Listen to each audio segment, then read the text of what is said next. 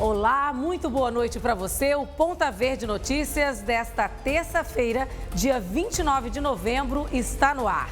E estes são os destaques da edição de hoje. Mulheres denunciam ex-companheiro policial militar da reserva por agressão.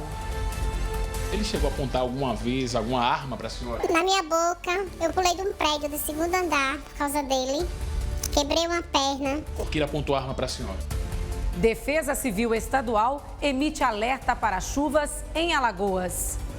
A gente pede para que as pessoas que estão em área de risco, elas saiam imediatamente e procurem a casa de parentes. Existe ali um risco, está chovendo, a chuva ela não é um desastre, mas as consequências da chuva sim podem ocasionar um desastre. E corte nos recursos do programa Carro-Pipa coloca em risco a distribuição de água a famílias atingidas pela seca no Nordeste. De repente parou a água e não deram satisfação de nada, né? A gente não pode comer nada sem água, né? A gente só faz coisa com água. Confira estas e outras notícias a partir de agora.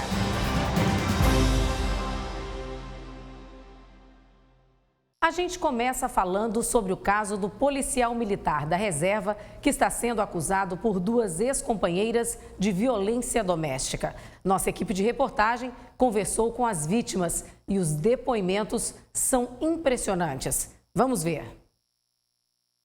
A pressão psicológica, eu acho que é pior do que uma pisa. Era o que eu estava realmente vivenciando. O que é que ele dizia? O que é que ele falava para você? Você é um lixo, você é isso, você é aquilo, você... Tudo. Você conviveu quanto tempo com ele? 8 meses. E durante esse tempo inteiro ele agia dessa forma? Durante todo esse tempo. Tanto é que da primeira vez eu fugi, né? Mas aí ele fez toda a chantagem emocional comigo e eu voltei, acreditando que tudo seria diferente, onde na verdade nada foi diferente. A nossa reportagem também conversou com a outra ex-mulher. Essa teve um relacionamento de aproximadamente 10 anos com esse homem. Sofreu bastante. Ele já acordava dando tapa. Você sonhou com macho, você estava gemendo, só... E às vezes ele partia pra cima de mim e eu me defendia. Ia também, quando eu ia ficar apanhada. Só que eu não tinha força pra ele, né? Que ele era treinado. Ele dizia que era treinado no BOPE, treinado na polícia pra bater em vagabunda e vagabundo. E que me separava dele e ia embora, fugia. Quando a gente voltava de novo, aquela conversa bonita, quando eu dizia que não queria voltar pra ele, disse, eu vou matar suas filhas. Aí eu voltava, vou matar sua família todinha, uma por uma. Inclusive a minha família, ninguém da minha família não fala comigo por causa dele, até hoje. Ele chegou a apontar alguma vez alguma arma para a senhora? Na minha boca, eu pulei de um prédio do segundo andar por causa dele. Quebrei uma perna. Por que ele apontou arma para a senhora? Sim, eu disse, você vai me matar, então se você vai me matar eu vou pular aqui. Aí sentei na sacada do prédio e me joguei. Aí caí em cima do montante de areia. De lá ele fugiu.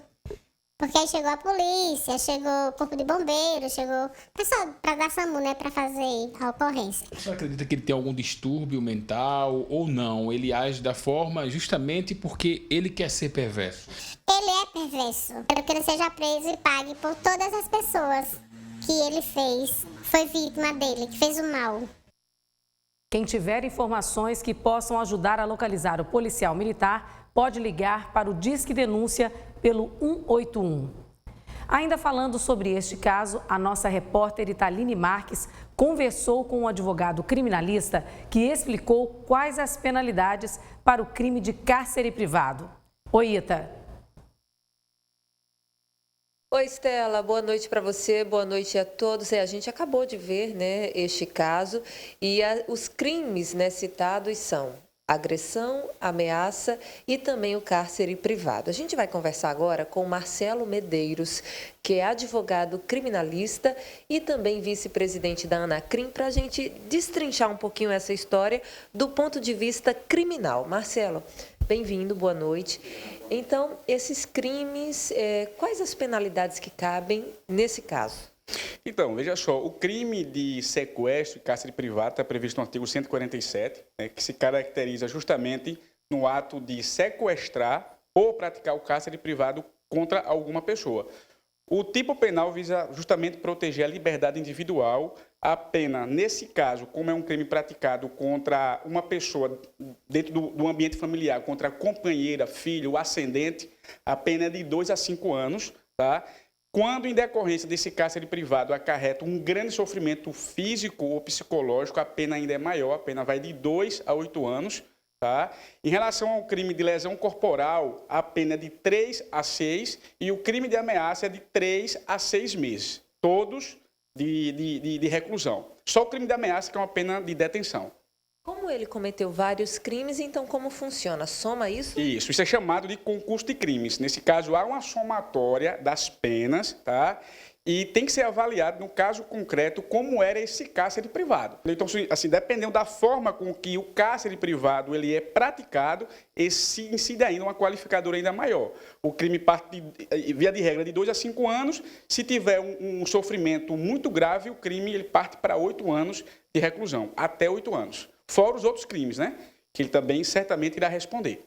Ô Marcelo, agora foi uma companheira, se porventura ela decidisse retirar essa queixa, voltar atrás, isso caberia agora, segundo a lei? Então, antigamente, o crime de violência doméstica ele era condicionado à representação, ou seja, dependia da vontade da vítima para que o agressor ele fosse responsabilizado criminalmente. Hoje trata-se de um crime incondicionado, ou seja, qualquer pessoa da população que tomar conhecimento de uma agressão, ele pode denunciar e a polícia pode prender em flagrante, independentemente da vontade da vítima. A gente volta ao estúdio. Obrigada, Italine. Vamos de dica? Preste atenção nesse recado. Gente, vocês já me conhecem de outros programas, mas agora eu quero falar da Nacional G3 para vocês. Se você tem dívida de cartão de crédito ou veículo financiado e as contas estão apertadas, você precisa conhecer o planejamento financeiro da Nacional G3. A Nacional G3 planeja e adequa a sua dívida da forma que cabe no seu bolso, te ajudando a reorganizar financeiramente e ainda economizando o seu dinheiro. Isso mesmo, a Nacional G3 planeja a quitação da sua dívida com desconto garantido em contrato e o melhor, não cobra valores à vista. Entre em contato agora com a Nacional G3. Ligue agora 0800 888 3211. Você está com dificuldades para pagar as parcelas do seu veículo? Tem parcelas em atraso? Cartão estourado? A Nacional G3 negocia a sua dívida e oferece as melhores condições sem cobrança de valores à vista. Tem atendimento presencial, assistência jurídica, possibilidade de quitação antecipada e descontos. Há mais de 12 anos no mercado, realiza mais de 300 mil atendimentos por ano. Siga a Nacional G3 nas redes sociais. Ligue para o 0800 888 3211. Planejamento financeiro é com a Nacional G3. Voltou a chover em Alagoas, principalmente no Agreste e Sertão, provocando alagamentos em alguns municípios. Thalita Sabrina esteve na sala de alerta da SEMAR e nos conta a previsão do tempo para os próximos dias. Oi, Thalita. Olá, Estela. Oi para todo mundo que está acompanhando o Ponta Verde Notícias. Pois é, essas chuvas não são esperadas para essa época do ano. E para falar a respeito desse assunto, eu vou conversar agora com o Vinícius Pinho, que é o coordenador aqui da Sala de Alerta. Muito obrigada pela participação, coordenador. Por que essas chuvas estão acontecendo aqui no estado de Alagoas? Então, a gente está sob influência de um sistema que a gente chama de Zona de Convergência do Atlântico Sul, que basicamente é um canal de umidade que se forma desde a região amazônica e se estende até o Nordeste brasileiro. Esse canal de umidade, associado ao alto calor que a gente vem registrando aqui no nosso estado, provoca a formação dessas nuvens, que a gente chama de nuvens de desenvolvimento vertical. Essas nuvens, geralmente, elas são associadas a pancadas fortes de chuva e, em alguns casos, até a rajadas de vento e incidência de raios, que foi o que aconteceu na noite anterior em Palmeira dos Índios e que ainda pode acontecer em todo o Agreste e Sertão de Alagoas, pelo menos até a noite dessa quarta-feira. E a capital fica como?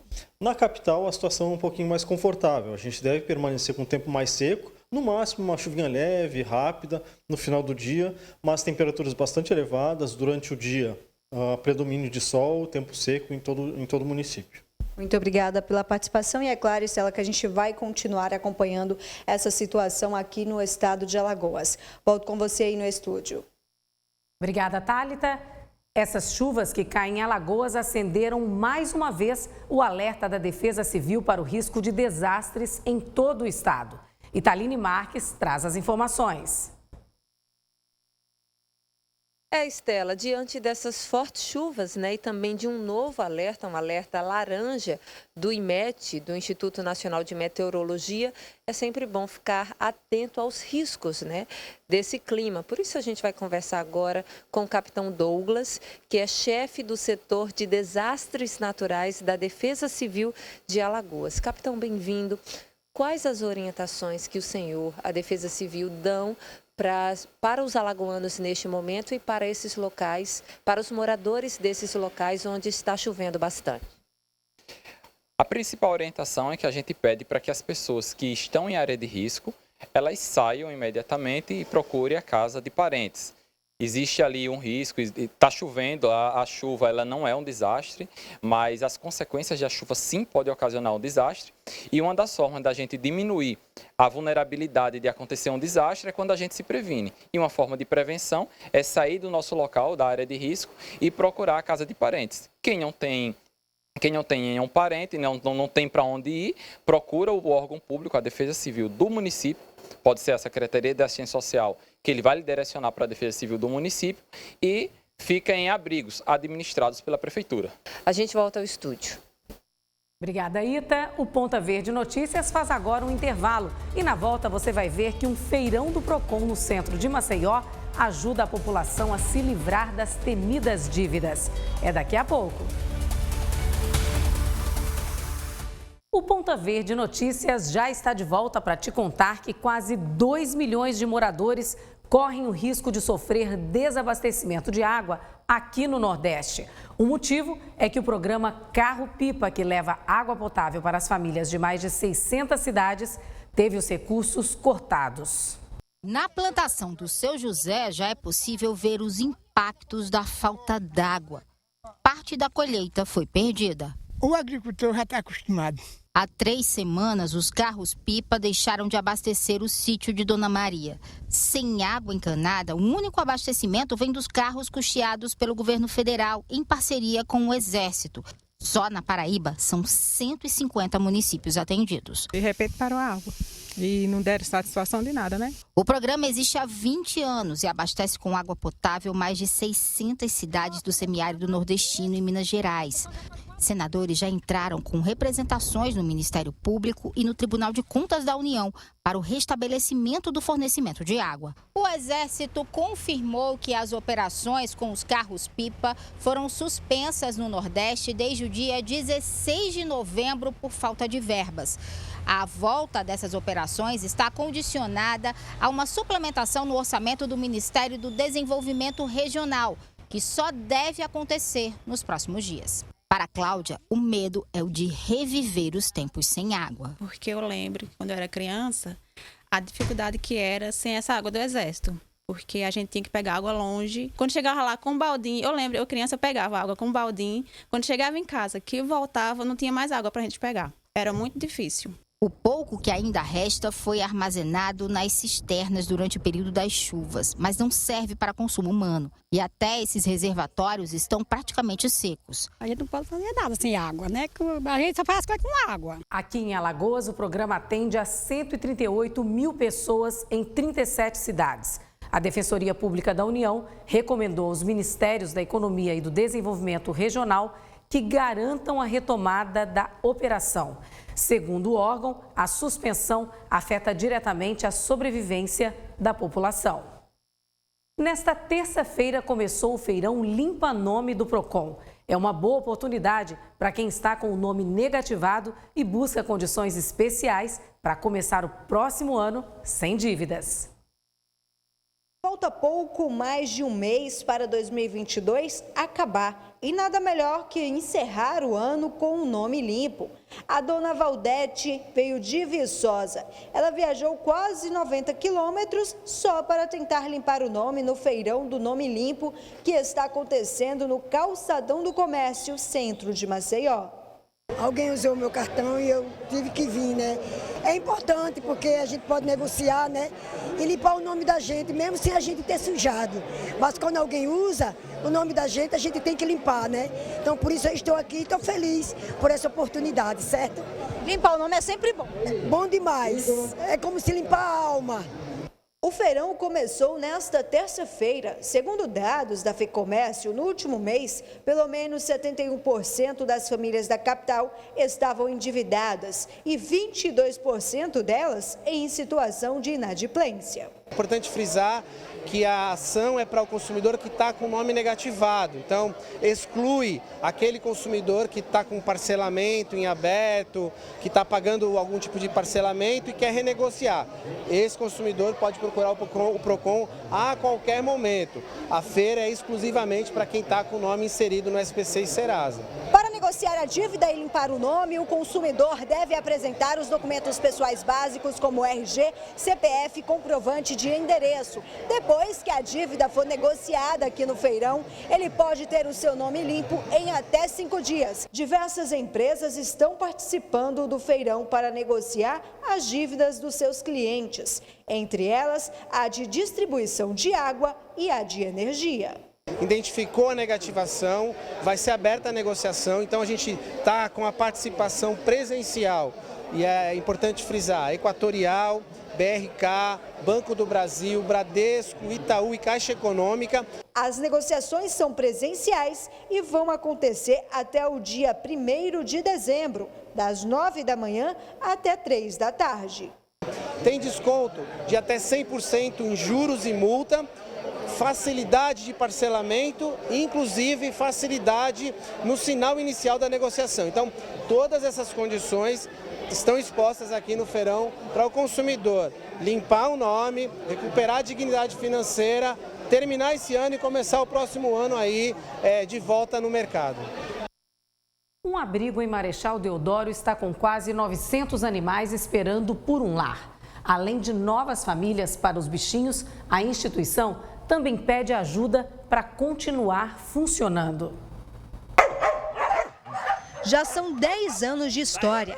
O Abrigo São Cão nasceu em 2012. O fundador abriu mão do emprego para dedicar sua vida aos animais. Desde a minha infância eu sempre tive vontade de escolher cães de rua e ter um lugar para poder tratar deles, desde a minha infância. Mas isso aí, nunca tinha tido situações favoráveis para que isso acontecesse. Mas tudo começou a acontecer sem planejar, né? E o volume de cães foi aumentando, eu fui pegando cães da rua, fui tratando, eles foram se curando, e não conseguia adoção, eles foram ficando. E eu tinha naquela época como mantê-los, né? Então era uma coisa que eu não me preocupava, porque eu sabia que eu tinha como manter, que um patrimônio, que eu ia poder manter aqueles cães sem precisar de ninguém. Com o passar do tempo, o número de cachorros foi aumentando e os gastos também. Atualmente o abrigo tem aproximadamente 900 cães que precisam da ajuda de quem está em casa para continuarem sendo alimentados. Por mês, a despesa chega a R$70 mil. Eu peço que as pessoas procurem conhecer o nosso trabalho e a partir daí abram o coração. E ninguém precisa se sacrificar muito, se cada um ajudar um pouco, né? Não vai estar ajudando a mim, porque eu não preciso de nada, vai estar ajudando os cães, né? O que eu peço é isso, que as pessoas tenham um pouco de consciência e participem disso aqui, porque cada pessoa, se ela doar R$1 para aqui, ela também é responsável por tudo que está acontecendo aqui dentro, entendeu? Pois é, e nem a repórter resistiu e vai levar um para casa. Poxa, é muito lindo, cara! Quem também não resistiu foi o Yuri. Ele é doador permanente do abrigo. Em casa tem 9 animais de estimação. 4 são adotados, 3 vieram do São Cão. Lá do São Cão a gente já tem 3, que é a Hannah, o Spike e a Betty agora. São as joias da casa. Aí tem a Filó, que também foi adotada, a Hannah, a Kira e os 3 gatos, que é o Bob, o Romeu e a Julieta. Um ato de amor e cuidado que precisa ser multiplicado. é você ter amor pelo animal, você poder cuidar, você poder dar carinho. E aí o espaço que a gente tem aqui é bastante grande e dá para oferecer esse conforto a eles, né? E a gente foi para lá para adotar um hoje, né? Vamos adotar um hoje. Do nada apareceu aquela bolinha peluda que tá aí no meio e disse, me mordendo, aí eu digo, vamos junto.